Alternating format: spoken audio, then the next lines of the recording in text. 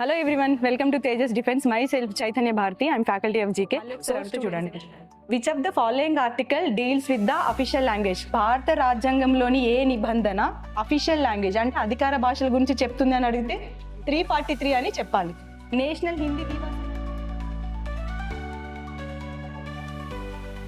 So students ఎవరైతే ఆర్మీకి prepare అవ్వాలనుకుంటున్నారో మీ అందరికి తెలుసు ఆర్మీ అగ్నివీర్ నోటిఫికేషన్ అనేది రిలీజ్ అయింది, ఆల్రెడీ అప్లికేషన్ కూడా స్టార్ట్ అయిందనమాట.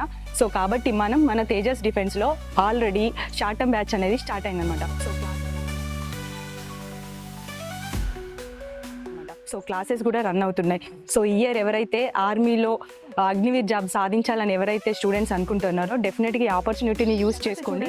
హిందీకి సంబంధించి మనకి 2 ఇంపార్టెంట్ డేట్స్ ఉంటాయి. మనకి ఆర్మీలో ఇంపార్టెంట్ డేట్స్ అనే టాపిక్ కూడా ఉంటుందన్నమాట. ఆ టాపిక్ సంబంధించిన క్వశ్చన్స్ కూడా ఇక్కడ ఉంటాయి, ఒకసారి చూడండి.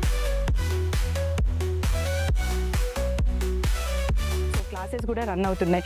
సో ఇయర్ ఎవరైతే ఆర్మీలో అగ్నివీర్ జాబ్ సాధించాలని ఎవరైతే స్టూడెంట్స్ అనుకుంటున్నారో డెఫినెట్గా ఈ ఆపర్చునిటీని యూజ్ చేసుకోండి. ఎలా అడుగుతారు? National Hindi Divas celebrated on అంటారు, మనం సెప్టెంబర్ 14 అని చెప్పాలి. సో దీనికి సంబంధించి ఇంకొక క్వశ్చన్ ఏంటంటే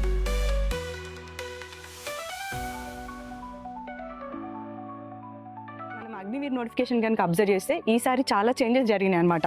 సో లాస్ట్ ఇయర్కి ఈ ఇయర్కి మెయిన్ చేంజ్ ఏంటంటే రన్నింగ్తో పాటు ఎస్పెషల్లీ రిటర్న్లో కూడా చేంజెస్ జరిగాయి. లాస్ట్ ఇయర్ మనకి నెగిటివ్ మార్కింగ్ ఉండింది, ఈసారి నెగిటివ్ మార్కింగ్ లేదు. కాబట్టి ఈసారి పేపర్ అనేది కొద్దిగా వెయిటేజ్ అనేది పెరిగే ఛాన్స్ ఉంది.